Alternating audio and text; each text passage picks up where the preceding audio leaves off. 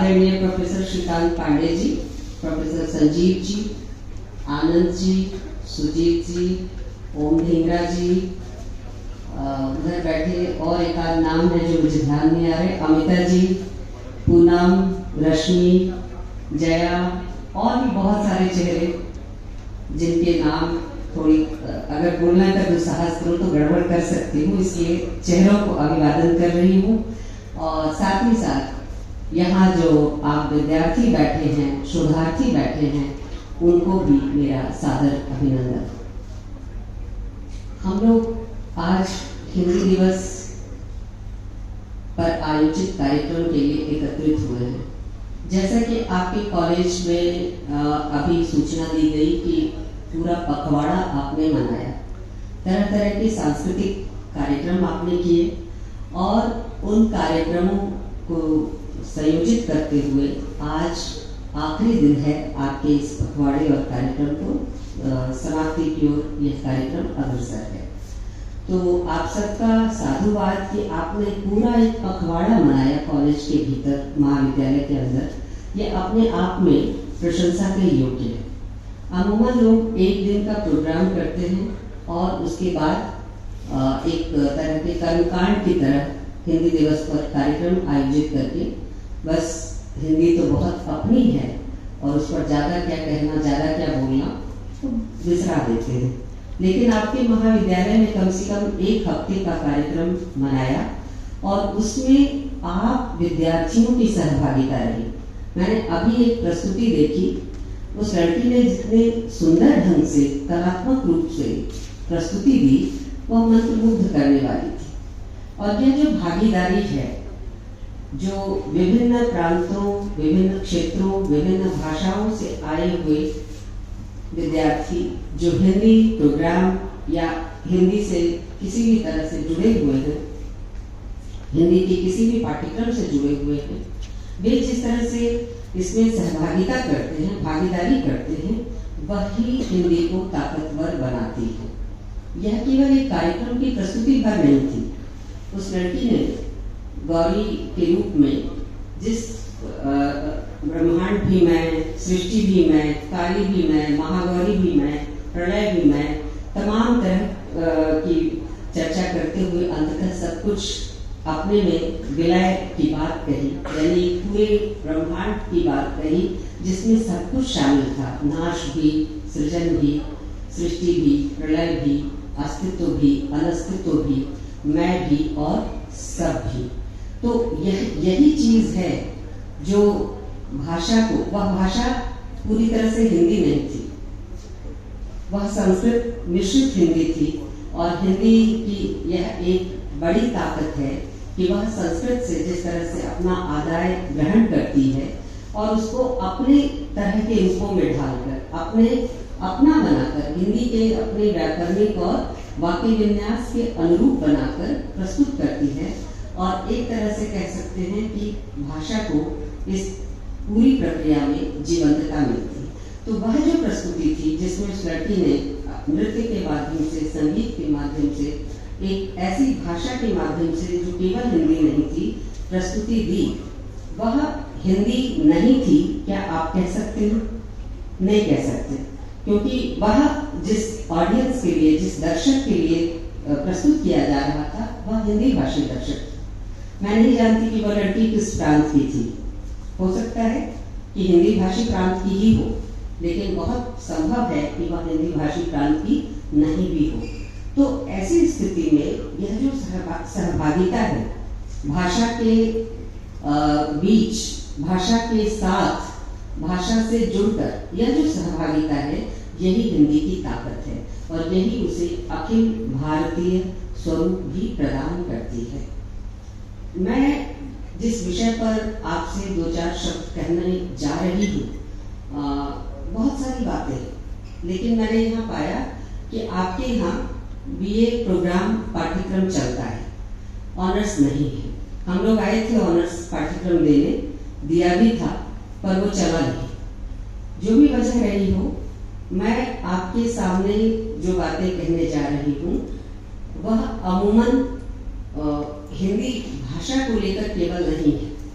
बहुत आसान है। मैं आपको बताऊं कि हिंदी भाषा का आरंभ कैसे हुआ, किन स्थितियों से गुजरती हुई हिंदी खड़ी बोली की तरफ अग्रसर हुई, और खड़ी बोली से अब तक की जो यात्रा है हिंदी की वह किस प्रकार की रही। इसको आप हर बार अलग अलग तरीकों से सुनते रहे।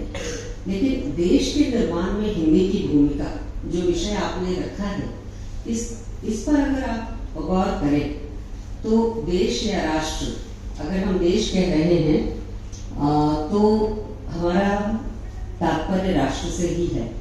देश यहाँ एक मुल्क नहीं है केवल, वह राष्ट्र है। राष्ट्र आधुनिक अर्थों में राष्ट्र है, और राष्ट्र की जो परिकल्पना है उसमें भाषा की क्या भूमिका हो सकती है, इस विषय पर अगर हमें बात करनी हो तो जाहिर है कि जितने संदर्भ बनते हैं राष्ट्र के निर्माण के, उसमें भाषा का एक बहुत बड़ा संदर्भ बनता है।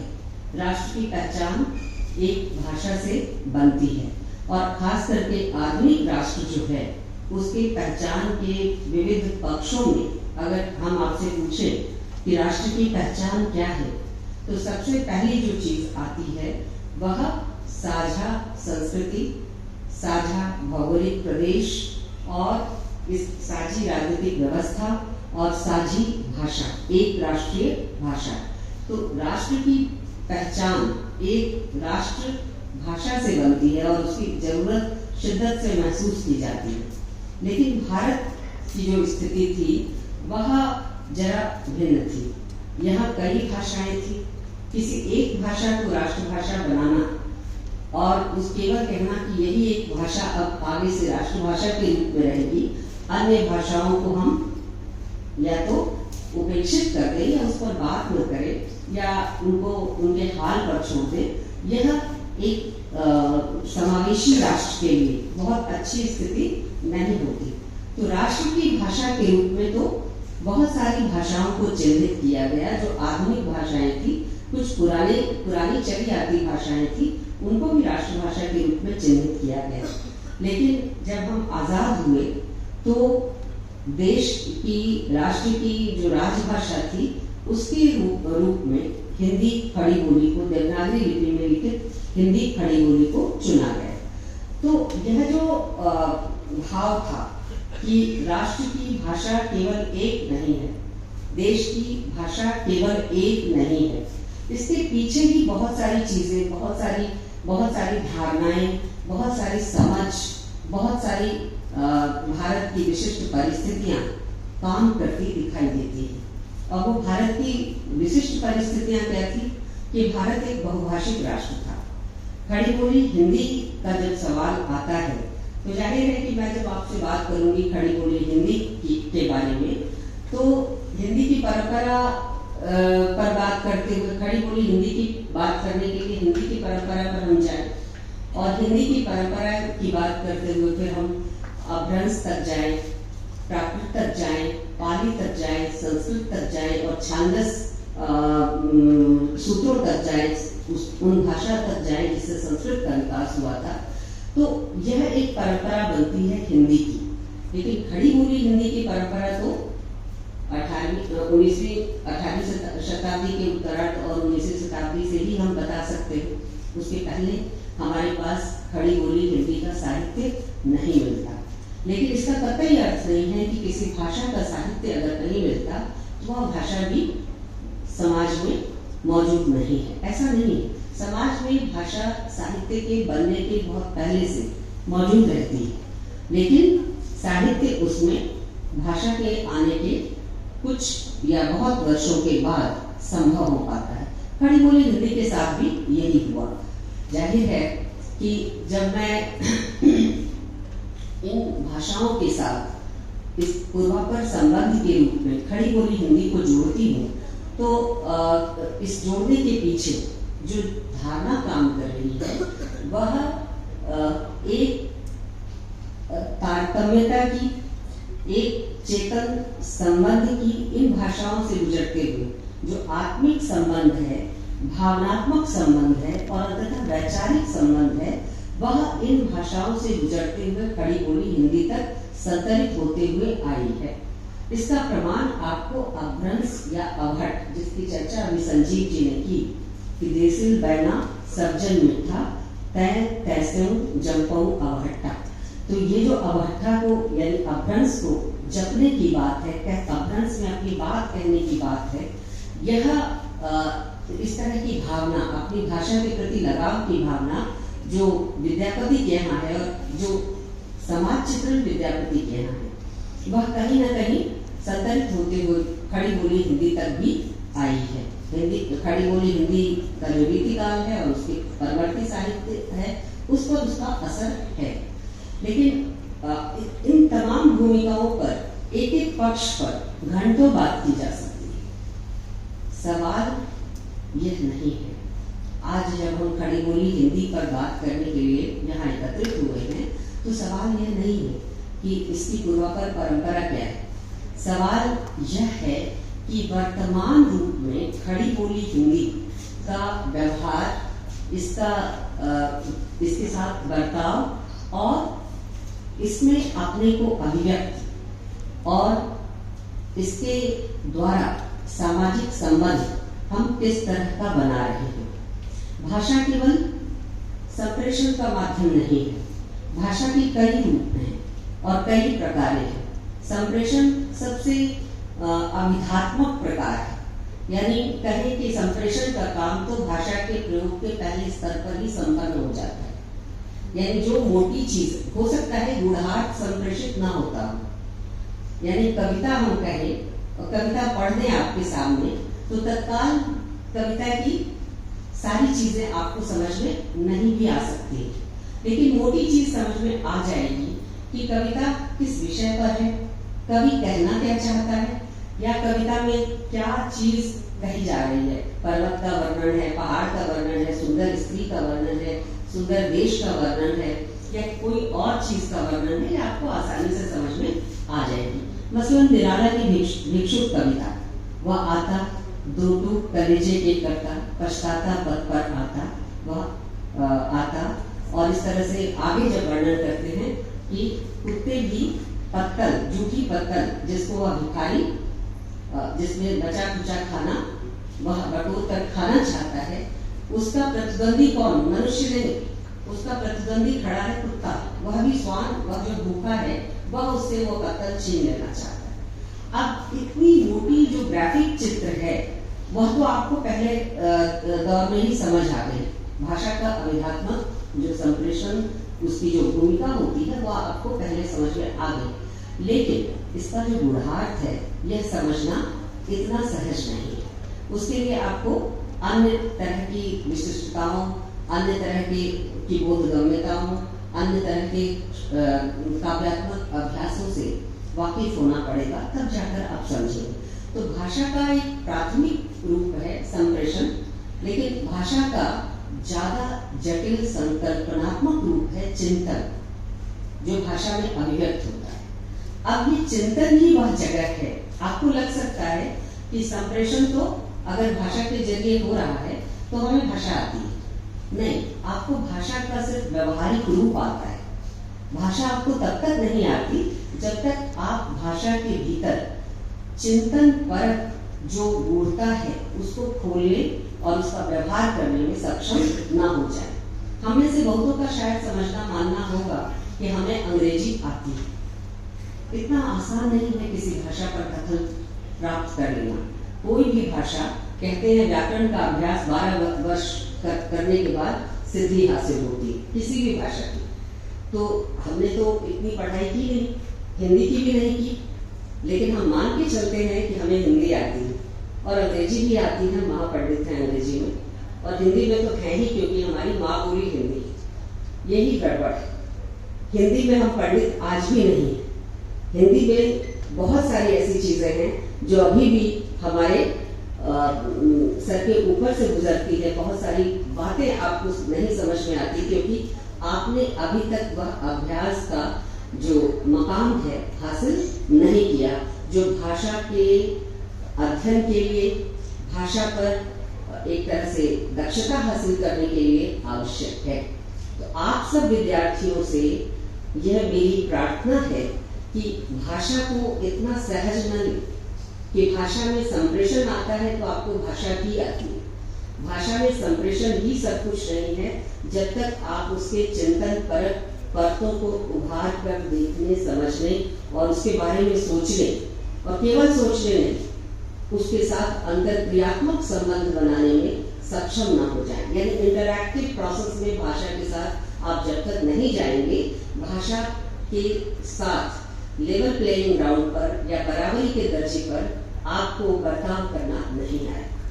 अब मैं यही से एक चीज जो देश और राष्ट्र के निर्माण की बात कर रहे हैं हम लोग, उस तरफ आपका ध्यान खींचना चाहती हूँ। 2-3 चीजें। जब भी हम देश की बात करते हैं, राष्ट्र की बात करते हैं, तो बहुत अच्छी, लोकप्रिय, चलताऊ किस्म की बातें करते हैं।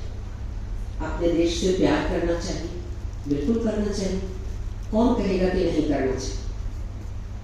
रामचंद्र शुक्ल ने तो कहा ही कि देश से यदि प्यार हो तो देश के पर्वत, नदी, झरने, पहाड़, मैदान, सभी इलाकों से परिचिति आवश्यक है। उसके भूभाग से परिचिति आवश्यक है, उसके लोगों की बोली बानियों से परिचिति आवश्यक है। और जब तक अगर आप अपने देश के भूभाग से, देश के लोगों से आपका परिचय ना हो, तो बिना परिचय के प्रेम कैसा? देश प्रेम की कसौटी है, पहले देश में रहने वाले लोगों को, नागरिकों को प्यार करें, जाने, समझे, तब देश प्रेम की बात करें। वो होता उल्टा है।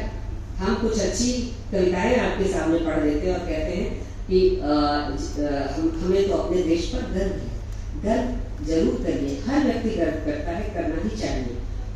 अपना देश अपना ही देश होता है, और देश के निर्माण में किसी भी भाषा की, खास करके जो भाषा राष्ट्रभाषा और संपर्क भाषा के रूप में अपने को स्थापित कर चुकी है, वह भाषा यदि अपने देश पर गर्व करना न सिखाए तो उसकी अक्षमता कही जाएगी। हिंदी बिल्कुल अक्षम भाषा नहीं, हिंदी सक्षम भाषा है। और हिंदी की ताकत कहाँ से आती है मालूम? सिर्फ इसलिए नहीं कि कुछ लोगों ने तय कर दिया कि आज से हम हिंदी में लिखेंगे और आज से साइन हिंदी में करेंगे। आज से हम तो कितने सालों बाद इस बात को कह रहे हैं कि हम दस्तखत हिंदी में करेंगे, हम मैसेज का जवाब हिंदी में देंगे, हम हिंदी बोलने में हिचकेंगे नहीं, शर्माएंगे नहीं, हिंदी में पढ़ेंगे। ठीक है, हमने ये संकल्प ले लिया, लेकिन अब हम हिंदी में पढ़ने गए। दिक्कत क्या आई? दिक्कत ये आई कि हमको हिंदी में एक अच्छी विज्ञान पुस्तक नहीं मिल रही, हमको हिंदी में कंप्यूटर पर अच्छी किताब मैं जानना चाहती हूँ, मुझे नहीं मिल रही। मैं जब यहाँ आई थी तो मैं मीडिया, जर्नलिज्म और ट्रांसलेशन में रीडर होकर आई थी। मेरे सामने चुनौती थी, मैं आपको बताती हूँ अपनी ही कहानी। मेरे सामने चुनौती थी, मेरी नियुक्ति जब हुई थी, मेरे पास मीडिया पर सिर्फ एक किताब थी उस वक्त, और मध्यकाल पर भी एक किताब थी। ज्यादा किताबें उस समय मैंने नहीं लिखी थी, 2-4 किताबें टोटल कुल जमा पूंजी थी मेरी, और कुछ रिसर्च पेपर्स थे। तो जब संयोग से पहले मुझे कॉल लेटर ही नहीं गया था, तो हमने सोचा कि शायद मेरी कोई कमी नहीं होगी कि मुझे कॉल लेटर नहीं मिला। फिर मैंने जब खोजबीन किया तो अब दिल्ली यूनिवर्सिटी को मैं थोड़ा बहुत समझती हूँ, पहले तो बिल्कुल नहीं। बंगाल में रहने वाला व्यक्ति क्या जाने दिल्ली को, और मैं ऐसे भी शांति निकेतन में थी, एकदम कट ऑफ थी। तो मैंने जब कोशिश करके बार बार फोन करके पता किया कि आखिर मेरा कॉल लेटर क्यों नहीं आया, तो उन्होंने कहा जी आपको अब कॉल लेटर नहीं मिलेगा। हमने कहा क्यों नहीं मिलेगा? तो उन्होंने कहा कि नहीं, हमने क्राइटेरिया बनाया है कि आपका अनुभव 9 साल हो और एक किताब। हमने कहा इसको थोड़ा उलट नहीं सकते, आप क्राइटेरिया 7.5-8 साल रख लीजिए और 4 किताब रख लीजिए। तो हंसने लगे, और जो भी फोन के उस तरफ थे, तो उन्होंने मुझे कहा कि ये ऐसा नहीं कर सकते, क्योंकि आपको बुलाएंगे तो कम से कम 70-80 लोग और वेटिंग हैं, उनको भी आपको बुलाना पड़ेगा, नियम नहीं तोड़ सकते। उनका बिल्कुल ठीक है, अब मैं इस पर संतुष्ट हूँ कि आपने मुझे इस आधार पर नहीं बुलाया कि मेरा जन्म थोड़ा जल्दी हो गया है, या मैं उस क्राइटेरिया में फुलफिल उम्र के कारण नहीं आती, तो मुझे कोई दुख नहीं है। संयोग से उसके 2-3 दिन बाद मेरे पिता को फोन गया कि आपको इंटरव्यू देने के लिए आना है। मेरे शांति निकेतन में मेरे पास फोन नहीं था, तो मेरे घर के फोन के नंबर पर पापा के पास फोन गया, और उन्होंने मुझे शांति निकेतन कॉल करके बताया कि बेटा आपको जाना है। तो इस तरह से बिना कॉल लेटर के मैं यहाँ इंटरव्यू देने आई थी और मेरे पास सिर्फ मीडिया पर लिखी हुई एक किताब थी और मध्यकाल पर लिखी हुई एक किताब थी। मीडिया पर मेरा अपॉइंटमेंट हो गया, मीडिया ट्रांसलेशन और जर्नलिज्म पर मेरा अपॉइंटमेंट हुआ। उसके बाद मुझे लगा कि मेरा एक दायित्व बनता है कि मुझे मीडिया पर काम करना चाहिए। और उस समय जब मैंने अच्छी किताबें हिंदी में तलाशना शुरू किया मीडिया पर, मुझे किताब नहीं मिली। जो किताबें थी वो इस तरह से लिखी गई थी कि उनका कोई अर्थ ही नहीं, ट्रैश मटेरियल थी ज़्यादातर। कुछ पुराने लोगों की लिखी हुई किताबें जैसे अंबिका प्रसाद वाजपेयी की या बालकृष्ण भट्ट की, पुराने लोगों की जो भारतेंदु योग या द्विवेदी योग या उसके बाद के समय में रहे, उन लोगों की किताबें जरूर एक अच्छी सूचना और विश्लेषण से संपन्न रूप में मेरे सामने आई। लेकिन इधर के लिखे हुए लेखकों की जो किताबें मैंने देखी उसमें मुझे संतुष्टि नहीं हुई। तो ट्रांसलेशन पर मेरी तब एक भी किताब नहीं थी, लेकिन मैंने ये कोशिश की लगातार और मैंने कम से कम 6 किताबें ट्रांसलेट की, मीडिया पर लगातार लिखा। तो ये हम में से हर एक का ये दायित्व है कि जहाँ आपको लगे कि हिंदी भाषा में जो चीज़ नहीं है, जिसका अभाव मैं महसूस कर रहा हूँ या कर रही हूँ, हमें उसमें स्वयं आगे बढ़कर पहलकदमी करनी होगी। किसी और के इंतजार में मत बैठिए, कोई और आके कर देगा और तब हम पढ़ेंगे। और हम इसलिए नहीं पढ़ेंगे कि किताब नहीं है तो हिंदी में क्या पढ़ें, इस भाव से बाहर निकलें। किताब नहीं है तो आपकी और बड़ी जिम्मेदारी है, क्योंकि आपने उस कमी को महसूस किया है कि किताब नहीं है। तो आप कोशिश कीजिए कि वह कमी कैसे दूर हो सके। कम से कम एक अच्छी किताब आप लिखिए उस फील्ड की, उस क्षेत्र की।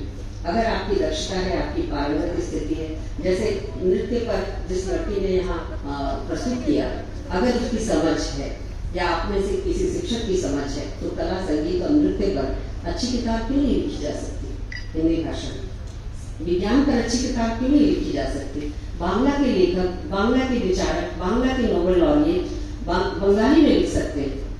मूल बांग्ला में उनकी किताबें पहले प्रकाशित हो सकती है, रविन्द्रनाथ ठाकुर से लेकर अमर सेन और अभिजीत बनर्जी तक। लेकिन हिंदी वाला कोई हिंदी में लिख के राजी नहीं। वह अगर प्रसिद्ध होना चाहता है तो अंग्रेजी में लिखता है या और किसी भाषा में लिखता है। लेकिन हिंदी की ताकत इस तरह की है आज की स्थिति में कि महाश्वेता देवी जैसी बांग्ला की मशहूर लेखिका, आशा पूर्णा देवी जैसी बांग्ला की मशहूर लेखिका अगर हिंदी में ट्रांसलेट होती है तो हाथों हाथ पाठक मिलता है, यानी पाठक वर्ग तो है, उसके पास किताब नहीं पहुंचे। तो ऐसी स्थिति में जो जहां है, हम में से यह केवल दस्तखत या टोकन हिंदी प्रेम का समय नहीं है। अगर वास्तव में हिंदी को प्रेम करते हैं तो मेहनत कीजिए, और ये मेहनत आप में से प्रत्येक कर सकता है, जो जहां है वहीं से कर सकता है, और अपनी रचनात्मक भूमिका ज्ञान के क्षेत्रों में सृजन करके निभा सकता है। मैं एक बात और कहना चाहती हूँ और यही कह के समाप्त करूंगी। बहुत सारी बातें कहने तो कुछ और आई थी, बात कुछ और निकली है। मैं आपसे एक चीज और शेयर करना चाहती हूँ कि जब आपके सामने राष्ट्र प्रेम, देश प्रेम, राष्ट्रभक्ति, बहुत सारी चीजें आती हैं, है ना, देश को प्यार करो तो देश की भाषा को भी प्यार करो, ऐसी बातें जब हम कहते हैं तो एक चीज और भी, जितना ज्यादा पढ़ेंगे पुरानी चीजों को भी, नई से नई चीजों को भी, जितना ज्यादा पढ़ेंगे, गुनेंगे, उतनी ज्यादा आपको वास्तविक स्थिति का ज्ञान होगा। आपको परिचित होने से कोई नहीं रोक सकेगा कि राष्ट्र और राष्ट्र की व्याख्या 19वीं-20वीं सदी में जिस तरह से तैयार की जा रही थी, वह किस तरह एकांगी व्याख्या थी, किस तरह एकांगी लोकवृत्त का निर्माण कर रही थी, और किस तरह उसमें से जो वैकल्पिक जो वृत्त बन सकते थे, वैकल्पिक जो समझ थी, ज्ञान, विज्ञान, भाषा, राष्ट्र की परिकल्पना, राष्ट्र की नागरिकता बोध, भविष्य में जब देश स्वतंत्र होगा तो स्वतंत्रता के मायने क्या होंगे, और किस तरह का जो राष्ट्रीय बंधन हम लोगों को आपस में रखना चाहिए जिससे देश का, राष्ट्र का विकास हो सके, इसको समझने के लिए किस तरह की वैकल्पिक व्यवस्था, वैकल्पिक चिंतन भी उस समय जारी था। इस पर आप तभी जान पाएंगे जब आप उस समय के साहित्य को पढ़ेंगे। मैं कुछ उदाहरण देती हूँ जिससे मैं अपनी बात पुष्ट कर सकूँ। बहुत ज़्यादा नहीं, केवल 2 राइटर्स के जरिए मैं आपको कुछ उदाहरण देती हूँ और उसकी व्याख्या आपके ऊपर छोड़ देती हूँ कि आप समझिए कि कैसे इन चीज़ों की व्याख्या करनी चाहिए। आपने राष्ट्र की परिभाषा भी जानी होगी, राष्ट्र में रहने वाले नागरिकों के कर्तव्य और उनके अधिकारों की चेतना भी आपके अंदर संविधान की व्याख्या और पुनर्व्याख्या के जरिए बार बार प्रस्तुत की जाती है। आपके दायित्व का भी जिक्र होता है। लेकिन अगर आप देखें कि राष्ट्र के संदर्भ में राष्ट्रीयता की भावना को कैसे एक अन्य पक्ष देख रहा था, मैं एक बड़ी लेखिका का नाम लेती हूँ और बड़ी लेखिका मैं इसलिए कह रही हूँ कि उनका लिखा प्रचुर मात्रा में मिलता है, लेकिन अभी भी आवश्यकता है कि आप में से कुछ लोग तैयार हों और उनके लिखे को संकलित करें और इकट्ठा करके एक जगह प्रकाशित हो और तब उनके विचारों का जो तारतम्य है, विचारों की जो सरणियाँ है वो और भी स्पष्ट होंगी। मैं आपको एक चीज सुनाती हूँ। ये कुमारी लाज बर्मानी एक लेखिका है और ये लिखती है, देखिए, कि वीरता का जो आदर्श है राष्ट्र प्रेम के भीतर अमूमन आप देखेंगे जब राष्ट्र की चर्चा होती है तो वीरत्व भाव की चर्चा होती है, वीर रस की चर्चा होती है, क्योंकि जब हम अपने सैनिकों पर गर्व करते हैं, अपने देश पर गर्व करते हैं और उसमें जब जैसे ही हम देश की बात करते हैं तो देश के दुश्मनों की चिंता भी करते हैं। तो ये जो वीरता का भाव है इसको किस तरह से एक स्त्री रचनाकार व्याख्यायित कर रही है और कैसे राष्ट्र के परिकल्पना के भीतर वीरता का भाव एक मैस्कुलिन थॉट है और इसका विकल्प वह क्या दे रही है, इसको कैसे हम ज्यादा एक्सटेंडेड फॉर्म में, ज्यादा विस्तृत तरीके से, ज्यादा कह सकते हैं कि व्यापक तरीके से और बड़ा करके देख सकते हैं, यह चीज हमने कभी नहीं सोची। तो आज मैं एक उदाहरण छोटा सा आपके सामने रखती हूँ कि वीरता के संदर्भ में देखिए वो एक बड़ा लेख है, उस लेख का एक हिस्सा है जो मैं आपको सुना रही हूँ। रोम के निवासियों की चर्चा कर रही है। रोम के निवासी जो अपनी गुलाम अवस्था में भी अपने से बड़े यानी अपने जो प्रभुत्व संपन्न जो उनके राजा थे, क्योंकि रोम में दास प्रथा थी, तो दासों के जो स्वामी थे उनका अनुकरण करना और उनकी गुलामी करना, वह किस तरह से उनकी एक आदेश पर शत्रुओं पर, उनके दुश्मनों पर, जो राजा और शासक वर्ग का दुश्मन था उस पर टूट पड़ते थे। ध्यान रखिएगा कि जब ये लेख लिखा जा रहा था तो हमारा शासक वर्ग कौन था? हमारा शासक वर्ग अंग्रेज।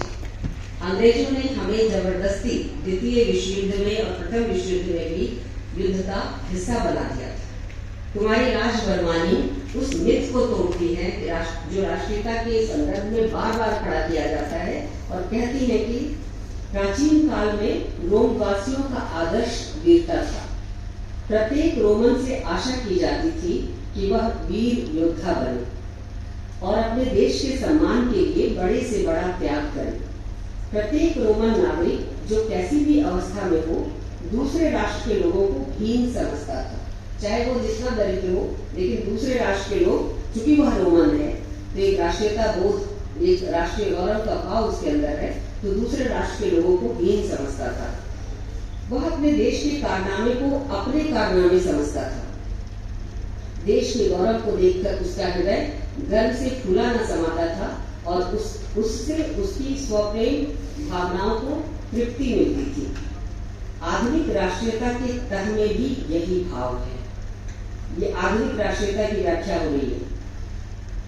व्यवहारिक रूप में एक साधारण व्यक्ति के जीवन के लिए राष्ट्रीयता का कोई महत्व नहीं।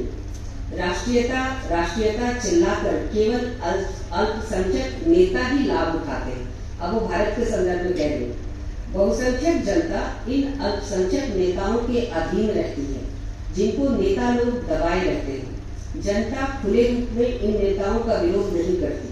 पर इसका यह तात्पर्य नहीं कि वह अल्पसंख्यकों की प्रत्येक बात का समर्थन करती है। यहाँ अल्पसंख्यक कौन है? वे नेता जो जनता को अपने नीचे दबाए रखते हैं या उनके स्वाभाविक वैरभाव को छोड़ देते हैं। इस स्थिति से इतना लाभ अवश्य होता है कि समाज की बाह्य प्रतिष्ठा बनी रहती है। भिन्न भिन्न युगों के सांस्कृतिक इतिहास इस तथ्य का समर्थन करते हैं। अब देखिए कि राष्ट्रीयता का बोध जो इस प्रकार के नेताओं के अनुकरण के जरिए पैदा होता है, वह किस तरह से फिजूल के अहंकार बोध को जन्म देता है, इसकी आलोचना करती है। विकल्प क्या देती है? इस बोध का विकल्प क्या है? वे कहती हैं कि जो देश भारत अगर स्वतंत्र होता है तो स्वतंत्र देश का भविष्य किस ओर होगा? राष्ट्र और राष्ट्र के बोध का आधार क्या होगा? राष्ट्र में आपसी संबंधों का आधार क्या होगा? इस पर वे विस्तार से लिखती हैं और कहती हैं कि राष्ट्र की एकजुटता और विकास का सर्वाधिक मानवीय आधार आपसी पहचान और एकता का है। सर्वाधिक मानवीय आधार आपसी पहचान और एकता का है, न कि झूठे अहंकार बोध का जो दूसरे को हीन, यानी यह एक वैकल्पिक भाव है राष्ट्र और राष्ट्रीयता का। राष्ट्र और राष्ट्रीयता के भाव के अंदर उसके मूल संकेंद्रण के रूप में जिस वीरत्व को प्रतिष्ठित किया जाता है, वह मूलतः पितृसत्तात्मक वीरता का जीता जाता नमूना है, वो मैस्कुलिन जेंडर। लेकिन अगर कोई स्त्री राष्ट्र और राष्ट्र की परिकल्पना करेगी तो वह किस तरह से करती है कि मानवीय एकता और आपसी पहचान यह राष्ट्र का आधार होना चाहिए। और इसीलिए वो कहती है, मैं फिर महादेवी से एक उदाहरण आपको दे रही हूँ। महादेवी लिखती हैं कि हम आज राजनीतिक स्वतंत्रता के सिंह द्वार पर हैं। हमारा देश आज राजनीतिक मुक्ति प्राप्त कर चुका है, किंतु राजनीतिक मुक्ति ही तो अंतिम ध्येय नहीं होता। किसी देश की राजनीतिक मुक्ति तो उसके विकास का एक साधन मात्र है। अगर आप राजनीतिक रूप से स्वतंत्र हैं तो यह केवल विकास के लिए एक साधन है, अपने आप में विकास नहीं है। तो फिर क्या करना है? जो देश और राष्ट्र उसे अपना साध्य मान लेते हैं वे निर्धन हो जाते हैं। यानी आप राजनीतिक मुक्ति प्राप्त करके हाथ पर हाथ धरे बैठ गए, वहां से आगे की यात्रा नहीं की, गति नहीं की, कदम ताल करते रह गए, तो आप क्या होंगे? आप निर्धन होंगे, वैचारिक और अन्य तमाम तरह से आप निर्धन और दरिद्र होंगे। किसी देश की राजनीतिक मुक्ति तो उसके विकास का एक साधन मात्र है।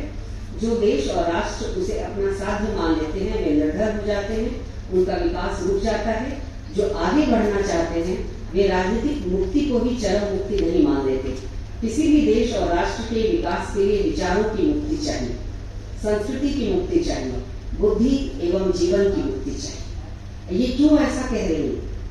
इसलिए कह रही हैं कि किसी भी देश और राष्ट्र के विकास के लिए विचारों की मुक्ति चाहिए, संस्कृति की मुक्ति चाहिए, बुद्धि और जीवन की मुक्ति चाहिए। बुद्धि और जीवन की मुक्ति, विचारों की मुक्ति, संस्कृति की मुक्ति, किसी का किसी पर स्वामित्व ना हो, इस भाव का स्थापित होना, यानी अंततः ये भाव कहाँ ले जाता है? बराबरी में ले जाता है, इक्वलिटी में ले जाता है, समता में ले जाता है। विषम स्थितियों को नष्ट करने की तरफ आपको संगत करता है। तो देश और राष्ट्र के विकास में हिंदी की क्या भूमिका थी, हिंदी का लोकवृत्त कैसे सोचता था, उसके एक पक्ष से आपका यह महाविद्यालय और आप सब अच्छी तरह परिचित हैं। यह दूसरा पक्ष था जो मैंने बताया। यह दूसरा पक्ष भी विचारणीय है। इसमें बहुत सी बातें जो मैंने छोड़ दी है आपके लिए, आज इतना ही काफी है। और ये दो पक्ष था कि एक तरफ लाज वर्मानी कहती है कि राष्ट्र और राष्ट्रीयता की भावना अल्पसंख्यकों के हाथों एक औजार की तरह पेश किया जा रहा है, क्योंकि वहां अनुकरण की प्रवृत्ति महत्वपूर्ण है। हम अपने देश को प्यार करते हैं, ये कौन बता रहा है हमें? हम स्वयं नहीं बता रहे, हमें एक गुट बता रहा है कि हम अपने देश को प्यार करते हैं और तुम सब हमारे अनुकरण करता बनो। लेकिन लाज वर्मानी कहती है कि अल्पसंख्यकों द्वारा इस तरह के दिए, यानी नेताओं के द्वारा इस तरह के दिए गए जो वक्तव्य हैं वे अंततः आपको अनुकरणकर्ता बनाते हैं और क्या करते हैं, नेताओं के जो आपसी बैर भाव हैं वे उससे छिप नहीं जाते, उनका जो स्वार्थ है वह छिप नहीं जाता, चाहे वो अंग्रेज शासक का स्वार्थ रहा हो या अगर उसी ताने बाने में सोचने वाला देशी कोई व्यक्ति है उसका स्वार्थ रहा। तो जरूरत किस बात की है, मानवीय एकता और आपसी पहचान की, और अंततः जरूरत किस बात की है, विचारों की मुक्ति की, संस्कृति की मुक्ति की, जीवन की मुक्ति की, और इस तरह से हर तरह से जो विषम स्थितियां हैं उन पर बार बार प्रश्नांकित किए जाने की, और अंततः बराबरी, समरसता, सहिष्णुता और भाईचारा स्थापित करने की। हिंदी की बहुत बड़ी ताकत थी आजादी के पहले, हिंदी जो राष्ट्रभाषा बनी, हिंदी जिसने अपनी ताकत दिखाई कि वह संपर्क भाषा के रूप में उभर कर आई, उसका विरोध बहुत हुआ। तमिल, तेलुगु, कन्नड़ आज भी हो रहा है। तमिल, तेलुगु, कन्नड़ जैसी महत्वपूर्ण भाषाएं थी हमारे पास जो संस्कृत के समकालीन और कुछ तो उससे भी पहले की भाषा है, उन भाषाओं के रहते हुए खड़ी बोली हिंदी को जो मात्र 200 साल की यात्रा भी नहीं कर पाई थी, मतलब आजाद जब हम हुए थे तब तो और भी कम उसकी उम्र थी, लेकिन संपर्क भाषा के रूप में उसको स्थापित किया गया। तो ये ताकत हिंदी ने कहाँ से दिखाई? यह ताकत हिंदी ने इसलिए दिखाई कि हिंदी जन आंदोलनों की भाषा थी, हिंदी राष्ट्रीय स्वाधीनता संग्राम की भाषा थी, और ये निर्विवाद था कि राष्ट्रीय स्वाधीनता संग्राम में हिंदी ने विभिन्न प्रांतों के लोगों को, विभिन्न विचारों के लोगों को, विभिन्न तरह से सोचने वालों को, जिन सबका उद्देश्य एक ही था, देश की स्वतंत्रता। स्वतंत्रता एकमात्र उद्देश्य था, उन सबको जोड़ने का काम किया। आज भी हिंदी जोड़ने का काम कर रही है, लेकिन दुर्भाग्य से जब देश आजाद हुआ तो भाषाओं के नाम पर प्रांतों के गठन हुए। इस चीज को नहीं भूलना चाहिए।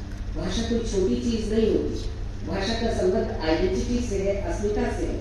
तो तमाम चीजों को जब हम एक संगति में रखकर देखेंगे और उस संगति के साथ जो असंगत स्वर हैं, जो सुने नहीं गए, उनको भी सुनेंगे, तो विकल्प की गुंजाइश बनेगी, बचेगी, और आप बाध्य होंगे कि आप सोच पाए। तो आज के लिए इतना ही, धन्यवाद।